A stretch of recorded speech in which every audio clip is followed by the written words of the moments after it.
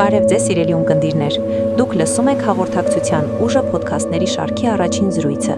Ձեզ հետ են Արաքսն ու Արան։ Այսօր միասին բացահայտելու ենք մի շատ կարևոր թեմա՝ ոչ բռնի հաղորդակցությունը։ Մենք փորձելու ենք բացահայտել, թե ինչպես կարելի է լսել եւ կարծիք արտահայտել առանց դիմացինին վնասելու, եւ թե ինչպես ավելի լավ հասկանալ մեզ ու դիմացինին, կամորջելով մեր զգացմունքներն ու կարիքները։ Բարև ձեզ Արաքս։ Այո, ոչ բռնի հաղորդակցությունը կամ ինչպես երբեմն ասում են, ապրումակցող լեզուն հետաքրքիր մեթոդ է։ Այն մշակել է ամերիկացի հոգեբան Մարշալ Ռոզենբերգը նախորդ դարի երկրորդ կեսին։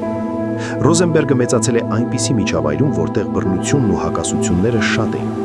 Այդ փորձառություններն էլ նրան մղել են գտնել հաղորդակցվելու մի ձև, որը կօգնի մարդկանց հասկանալ միմյանց, առանց մեղադրական, քննադատական մոտեցումների կամ վախի։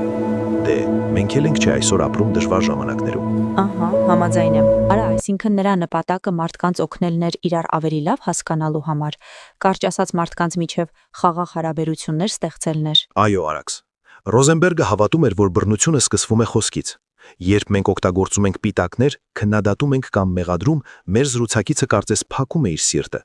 Իսկ եթե խոսում ենք գիտակցաբար արտահայտելով մեր զգացմունքներն ու կարիքներն առանց դատապարտելու, առանց մեղադրելու, հաղորդակցությունը դառնում է ոչ թե բաժանարար գիծ, այլ կապող ուղի։ Գիտես, մի քիչ անիրական ու շատ իդեալական է թվում։ Մարդիկ սովոր են հակադարձել, պաշտպանվել, բարձրաձայնել իրենց կարծիքը, դժգոհությունները, մտահոգությունները, այն ինչպես կարելի է թղթի վրա գրված այդ մեթոդը կիրառել առօրյա կյանքում։ Հա, Արաքս, շատ բնական է այդպիսի արձագանքը։ Շատերն են այդ հարցը տալիս։